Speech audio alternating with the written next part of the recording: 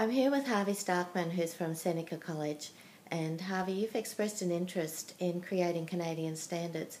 Can you tell me where that all came from? Well, partly, I guess it came from a little bit of nationalism, the voice inside my head saying, why are we going out of the country in order to certify ourselves? Partly it came from my frustration with the certification process.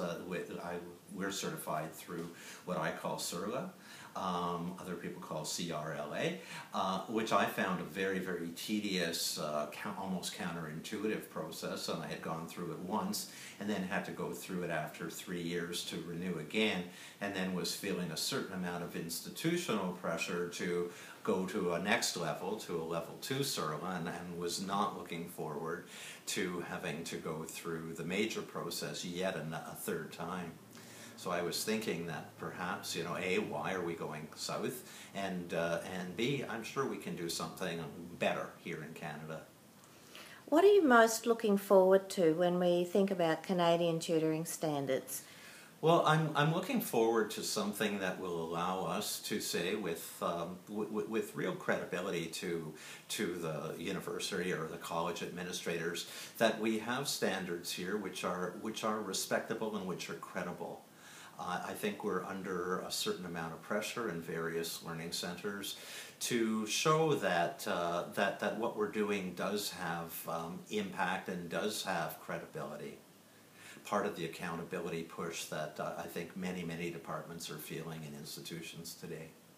And to what extent do you use peers as tutors in your centres as opposed to staff? Peers are definitely the backbone of tutoring at Seneca College, and I would venture to say at most of the colleges that I'm familiar with in Ontario.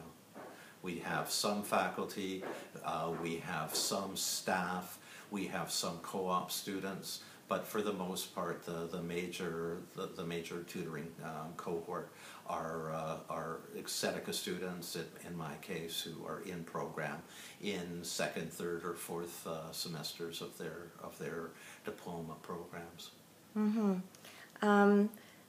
One of the things that I think we've talked about is the necessity to be able to train people quickly when especially in a 2-year college. Can you talk to me a little bit about that?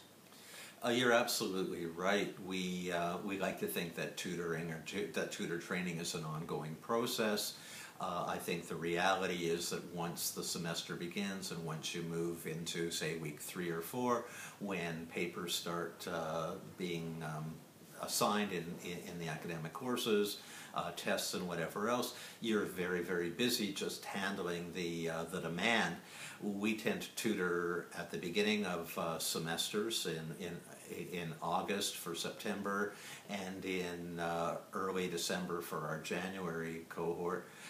We tutor according to the CERLA standard, 10 hours of face-to-face training, and in many cases, that's just not enough. Mm-hmm. Is there anything else you'd like to add for our panel discussion today? I wish, I think I'd like you to think about how we are training now, how we can meet the institutional demands for accountability, and how we can do it ourselves. I think doing it ourselves is important to me. We can do it. Thank you, Harvey. My pleasure. Enjoy the rest of the session. Thank you.